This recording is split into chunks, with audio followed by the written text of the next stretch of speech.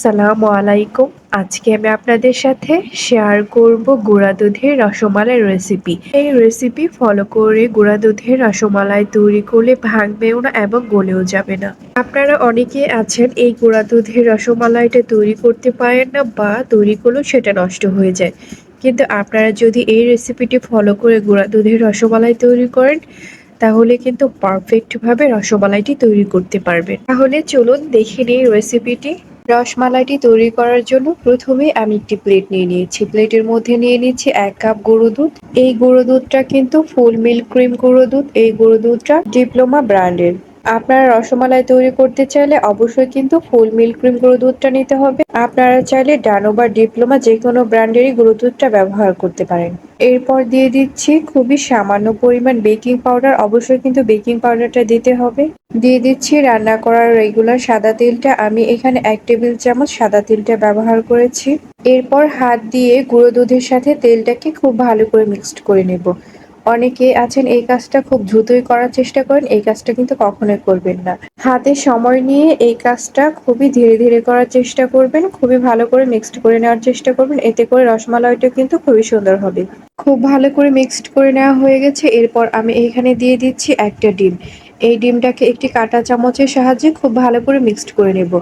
এমনভাবে মিক্সড করে নিতে হবে যাতে করে ডিমের সাদা অংশের সাথে ডিমের কুসুমটা খুব ভালো করে মিক্সড হয়ে যায়। খুব ভালো করে মিক্সড করে নেওয়া হয়ে গেছে। এখন এই দুধের মধ্যে আমি ডিমটাকে অল্প অল্প করে দিয়ে এইভাবে করে মিক্সড করে নেব। অবশ্যই কিন্তু মনে রাখবেন ফ্রিজে ডিম ব্যবহার করা যাবে না, নর্মাল তাপমাত্রায় ডিমটা ব্যবহার করতে হবে। খুব ভালো করে মিক্সড করে নেওয়া হয়ে গেছে। এখন আমি ঢাকনা দিয়ে দিচ্ছি। ঢাকনা দিয়ে 5 মিনিটের মতো রেস্টে রেখে দেব। 5 মিনিটের বেশি কিন্তু রেস্টে রাখা যাবে না, এতে করে কিন্তু ডোটা শক্ত হয়ে যেতে পারে। 5 মিনিট রেস্টে রাখার পর আমি ঢাকনাটা খুলে নিচ্ছি। এখন হাতের মধ্যে অল্প করে একটু তেল লাগিয়ে নিয়েছি। এরপর একটি আঙুল দিয়ে এইভাবে করে ডোয়ের মধ্যে চাপ দিয়ে দেখব। যদি আঙুলের মধ্যে ডোটা না লাগে তাহলে বুঝতে হবে পারফেক্ট ডোটা তৈরি হয়েছে। এই ডোটা কিন্তু একদম শক্ত হবে না কিংবা একদম নরমও হবে না। এখন 2 হাতের মধ্যে খুব ভালো করে তেলটা লাগিয়ে নিচ্ছি। তেলটা লাগিয়ে নেওয়ার পর এই ডো থেকে লেচি কেটে নেব। লেচি কেটে নিয়ে রসমালাইয়ের মতো শেপ দিয়ে দেব। আপনারা আপনাদের সাইজ অনুযায়ী শেপটা দিয়ে দেবেন। রসমালাইর এই শেপটা কিন্তু দুধে দেওয়ার পর ফুলে ডাবল হয়ে যাবে, তাই পরিমাণ অনুযায়ী সাইজটা দিয়ে দেবেন।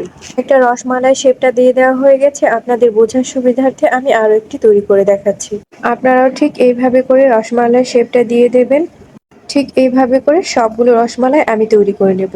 সবগুলো রসমালাই আমার তৈরি করে নেওয়া হয়ে গেছে। সবগুলো রসমালাই কিন্তু একই সাইজের হয়েছে। রসমালাইটি তৈরি করার জন্য আমি একটি প্যানে 2 কাপ দুধ দিয়ে দিয়েছি। এরপর হাফ কাপ চিনি দিয়ে দিচ্ছি।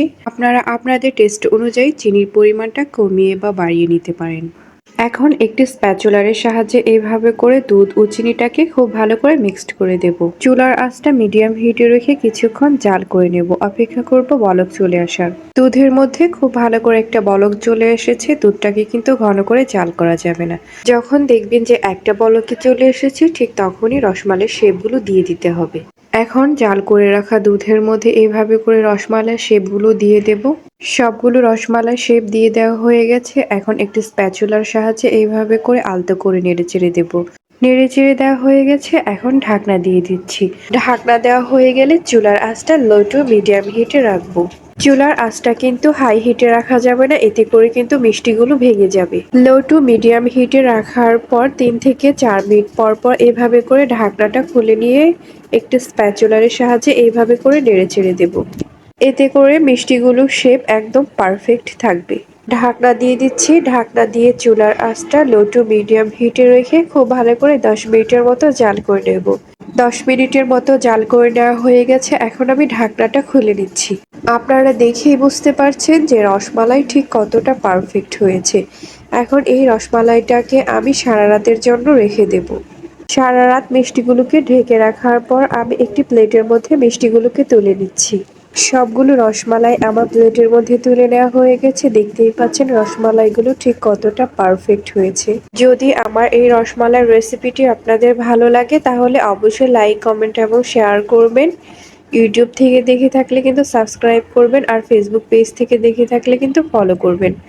আর আমার এই ভিডিওটি দেখার জন্য সবাইকে অনেক অনেক ধন্যবাদ।